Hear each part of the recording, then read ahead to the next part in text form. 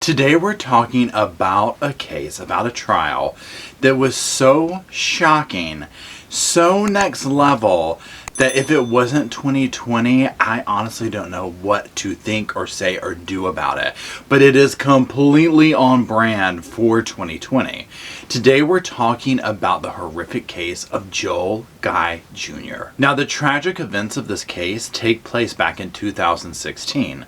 Joel Guy Jr. arrived to his parents' home on Wednesday, November 23rd for a Thanksgiving break. Now there he would spend the weekend with his parents as well as his half-sister and her children. No one could have guessed the horrors that were about to take place while they took family photos, while they sat around the Thanksgiving table and ate and reminisced. Now fast forward a little bit to November 26. Joel Guy Sr., the father, was in his exercise room. This is when his son, Joel Guy Jr., went into the room and proceeded to put out such a vicious attack against his father that the end result would leave his father butchered and a horrifying crime scene made for the movies. Now, when he was done with his father, he sliced his clothes off of his father and left them in a pile. And then he waited to ambush his own mother when she got home. She had been at the Walmart shopping. She came in, she set her bags down, and the evidence would show that she made her way up the stairs. And when she got to the top of them is when she met her fate. Now, Joel Guy Jr. would go on to butcher his mother as well and do such horrific things to her corpse that they're almost unspeakable. Again, just like with his father, he cut all of her clothes off and left them in a bloody pile and left a horrifying crime scene there. These attacks were brutal, they were vicious, and they were really personal. And now Joel Guy Jr. was left with the task of cleaning up this next level crime scene. Now, Joel Guy Jr. had made the decision a while ago, and we'll get into that, as to how he was going to get rid of this crime scene. And it was really the unthinkable. And this is when he began to dismember his own parents. Legs, arms, feet, hands, heads would be found throughout the home. And the master bedroom would act as like his grisly workroom. Eventually, some of the pieces of his parents would be put into plastic totes and filled with a liquid to help decompose the bodies. But one of the worst aspects of this is he then took his own mother's head and put it in a stock pot and boiled it on the stove. Now later, on the 27th, Joel Guy Jr. would simply leave the family home. He would turn the heat up to well into the 90s, in hopes of heating the house up, furthering decomposition. And he didn't go through completely with his plan to get rid of the scene, get rid of the evidence, and all of that stuff. It's very uncanny for someone that put so much planning into this, how it appears that they just kind of got lazy and walked away. Now, on the 28th, when Lisa, the mother, didn't show up for work, her supervisors knew this was weird. This was not right. One thing that was going on with the parents is they were retiring. They were getting ready to move. Their house was for sale. This was Lisa's last week at work. Her boss ultimately contacts 911 and tells them all this and says something's not right. I want a welfare check done.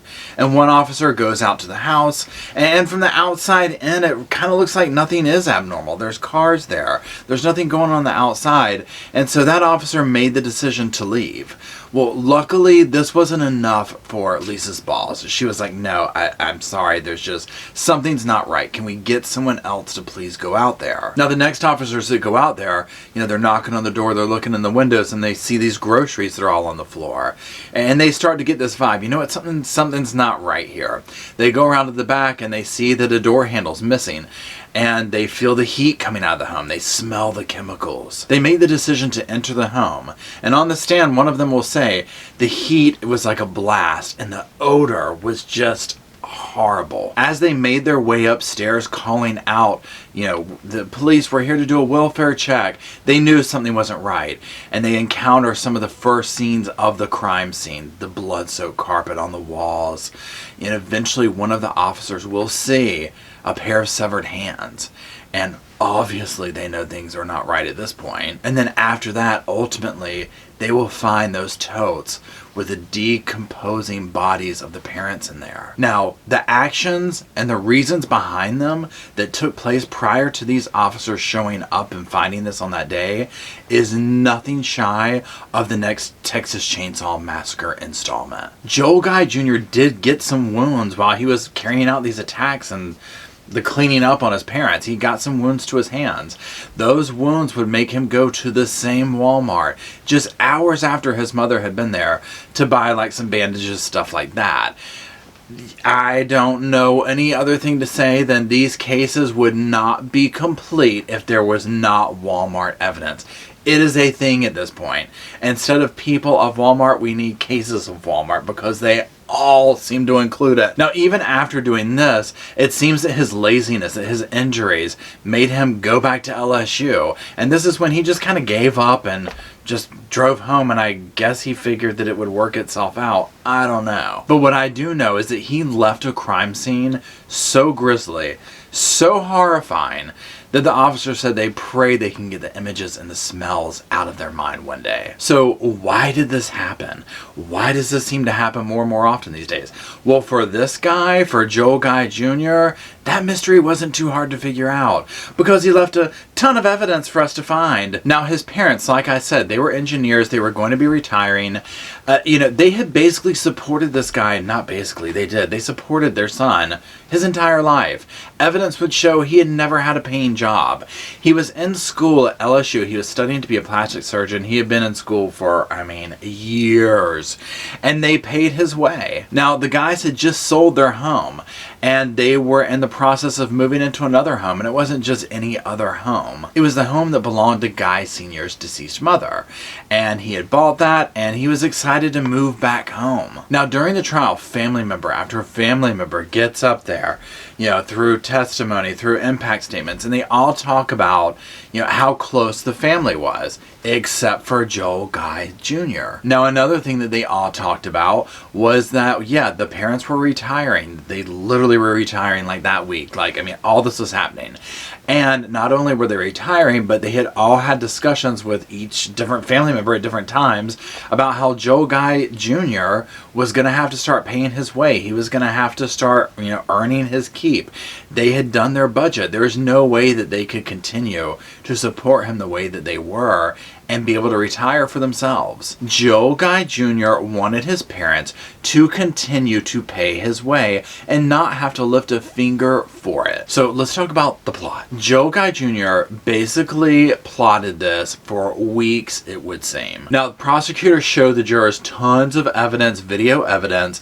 Like I said, these cases are not completely these days without Walmart video evidence and, different places of buying these, murder kits. Evidence would show that he bought knives, the tubs to put the bodies in that they eventually found them in, multiple chemicals, bleach wipes, a hose, gloves, and a meat grinder, as well as gas cans to burn the house down, which he wasn't able to finally carry out. I think it was too much work for him. Now, like I said, he arrived at home for them to have Thanksgiving dinner together. Now, one thing that was interesting is his half-sister would say in testimony that during this time, he was talking, he was out of his room, he was smiling. She said he never did this. It was so out of character for him to conversate with any of them, for him to come out of his room. It was to the point that she just was like, what is going on? And she said, you know what? Yeah, he had been friendly. He'd been upbeat. Nothing about his behavior signaled what was going to unfold. My guess is he was excited about the money. I personally think he was sitting there the whole time in his mind envisioning what he was going to be doing. He already knew. He clearly did. And how do we know that he did? Well, we're going to talk about that right now. Let's talk about the notebooks. Y'all, I've seen some lists made in these cases before, and I was like, God, they're dumb. Why would you do this? Y'all, this one takes the damn cake. Okay, this one right here, this was borderline a dissertation. Okay, he might have turned this in for homework. This was so intense. I was just like, who in their right mind would do this? Obviously, Joel Guy Jr. So let's talk about some of the things that were on this lovely little list. Now, these all pertain to how he was going to carry these acts out. So here's a few of them. Get knives, quiet, multiple. Get sledgehammer to crush the bones. Bring a blender and a meat grinder to grind meat. I mean, are you kidding me? Does not matter where they are killed. Just get rid of the bloody spots to prevent evidence of a time of death. Now, on that right there, when I saw the crime scene photos and saw what the carpet looked like, I was like, oh, you're done. I was like, just go home. I mean, yeah, just go home. That's all you can do. Go feed the dog one last time, whatever you got to do, because that's a wrap right there. You're not getting out of that. Now, this next one turned my stomach. Flush chunks down toilet, not garbage disposal. Now, he also wants to make sure that he throws in his motive on this list, too. One of the things he put is, he's not allowed to collect her half of the insurance, $500,000, all mine. Now, he also said to flood the house and to turn up the heat to speed up decomposition. The list was horrible. It was gut-wrenching because you see how much time and energy he put into this idea, playing this out in his mind of what he was going to do to his parents. Now, he even went as far as to make a list of actions to take while he was there to like help prevent evidence or, you know, tying him to it. Some of those things were, you know, minimize the things that he touched in the house, wear socks and gloves to prevent, you know, feet prints and fingerprints. Another thing he put in there was saying intentionally break the garbage disposal so the father would be on the floor and he would be vulnerable and he could carry out the attack then. Now, he goes into great detail about how he's going to dismember the bodies, and even goes as far as to saying put some of his father's flesh under his mother's fingernails, you know, to maybe look like they had attacked each other or whatever. So, I mean, again, you see where he's just plotting this all out, and I'm just like, my God. I mean, he really viewed these people not as people, but as just almost like these inanimate objects. Now, he also has this whole list of his parents' assets and where they go and how they're split and da-da-da-da-da. So, like I said, you know, he didn't make it hard to catch him. I mean, he carried this notebook around in his knapsack. So, you know, instead of doing whatever it is he's been doing at school for 9 years, he's clearly been putting a lot of research into how to off his parents. So let's talk about some of that Walmart footage. When they show the Walmart footage, I mean, again, I'm having to sit here and think, this guy just did some of the most horrifying things one can think to his own parents, and he is just skipping through Walmart, you know, just like not a care in the world. And it creeps me out even more that his mother was there just a few hours before. It's so sad. Now, also, what is interesting is his demeanor in court. Y'all, this guy is creepy. Okay, he looks like the lost member of the damn Addams family, if you ask me. And that's like when he's all dressed up, you know. So he looks horrible, but while he's watching this, I mean, he almost has this little smirk on his face. And he does this throughout the trial.